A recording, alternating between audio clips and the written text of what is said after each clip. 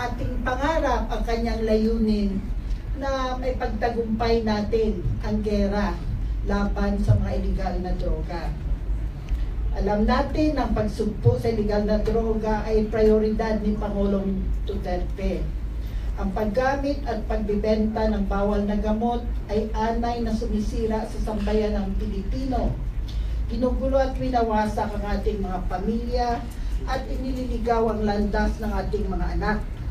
Nais ng Pangulo na wag nang manahin ng susunod na henerasyon ng mga Pilipino ang isang magulong lipunan.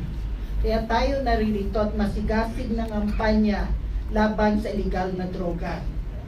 Upang supuin ang salot na ito, inatasan ng Pangulo mga ahensya ng gobyerno na magtulungan sa pagpapatupad ng mga programa. And from the beginning, this was his statement. May 3 components ito: suppression, prosecution at rehabilitasyon. Sa kasamaang palad, ang kadalasang napagtutunan lamang ng pansin ng publiko ay ang aspeto ng suppression. Ang law enforcement phase o yung Oplan Tokhang at Oplan HBT, high value target, na may kontribusyon sa paglilinaw sa atin kung gaano kalawak, kalalim at kasangklaw ang problema sa droga. Pero hindi huminto doon ang gera laban sa droga. Merong aspeto tayo ng prosecution. Nakita natin ang mga efforts ng iba't ibang ahensyo sa pagsampa ng kaso sa mga nahuling drug personalities. Samantala, at pinakamahalaga sa lahat, meron tayong ginagawang rehabilitasyon efforts para sa mga kababayan nating mas magbagong buhay. And one of the highly publicized one would be the rehabilitation aspect na pinapangunahan ng DOH.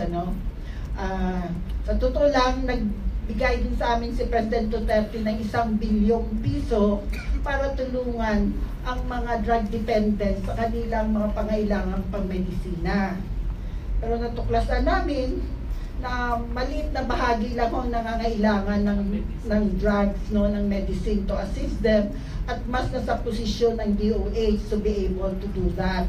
So nag-request na lang kami kay President ng 1 billion na yun ay tulungan para sa rehabilitasyon at reintegrasyon at sa tulong ng aking ASEC na napakabata.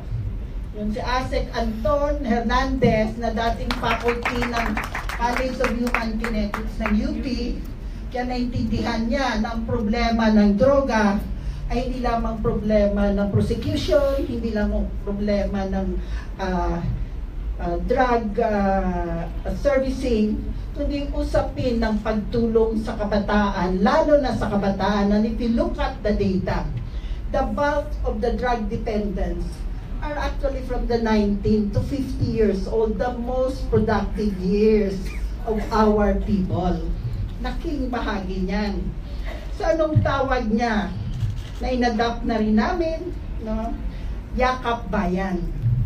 I think mas attitude ito na gusto natin ipalaganap sa mamamayan. And we don't have the tables and the graphs yet, but we want to share with you what the department is trying to disseminate. When we said our program is called Yakap Bayan, Embrace of the People. Ano ito? Ito ay binubuo ng graduated interventions na naglayong gawing community leaders ang mga dating drug dependents. Oops! Tumataas ang kilay ng iba sa inyo. Gagamitin natin daluyan ng programa para sa pagpapalakas sa disaster resilience and response sa mga komunidad at bigyan ng sense of responsibility and belonging ang mga dating lulong sa illegal na gamot. So ang aming programa na Yakap Bayan would be rehabilitation and reintegration within the of our mandate as DSWD, which is, kami ang head ng response cluster ng ating disaster risk reduction and management program.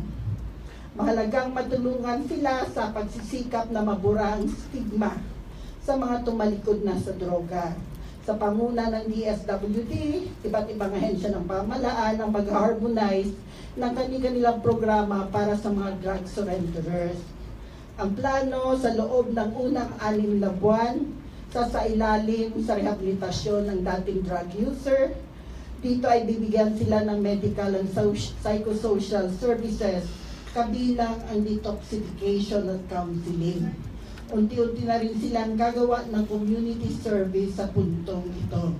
And this does not have to be center-based. It can be community-based, and we have examples of that already, the reflection camp in Ifugao. Pagkatapos ng 6 na buwan, papasok ang mga surrenderers sa reintegration stage na tatagal ng 18 buwan. Sila ay bibigyan ng training sa livelihood at sa skills training at iba pang capacity building activities, lalo na sa mga gawain disaster response sa pagitan ng bawat community service. Mula naman sa pagiging volunteer, sila ay magiging mga advocates na magsusulong ng kampanya ng kahandaan ng mga komunidad laban sa kalamidad. Sa huli, ang layunin natin ay gawin silang mga leaders na maaring mag-organisa ng mga trained disaster responders at umaksyon sa mga panahong kailangan. At may nakilala na tayo, and we would have the chance eventually to show to you some of these who have been able to go through rehabilitation and reintegration and are now very productive members of the community and are actually advocates in the war against drugs, in helping other drug dependents turn a new leaf. At itong paborito nating quotation na kinoting kanina ng DepEd, it takes a village to raise a child. Wala ko kaming kopyahan, ha? Batay na rin sa paniwalang ito, iayon ng yakap bayan na makatulong sa ating mamamayan na mapalaki ng maayos sa kanilang mga anak, apo at mga susunod pang henerasyon. Tandaan natin na ang mga drug surrenderers man ay mga ama, ina, anak, kapatid, asawa na bahagi ng mga pamilya at bahagi ng ating komunidad.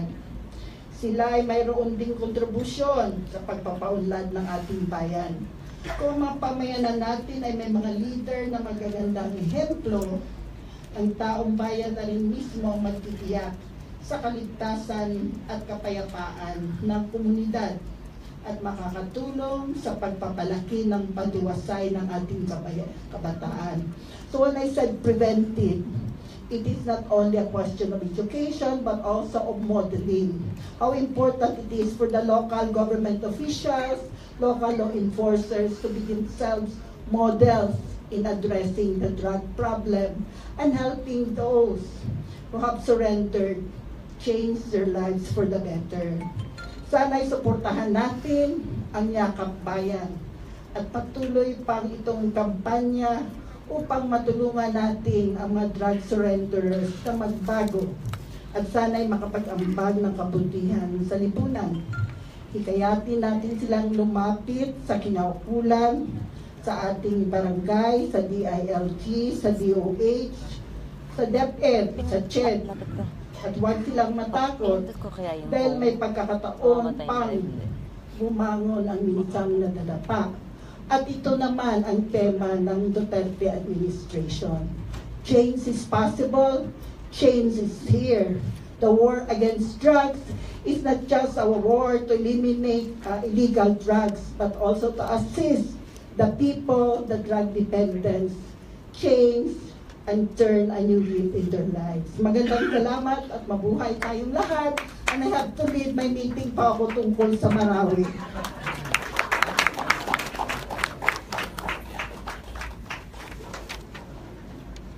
Thank you, Sir Judy. Ingat.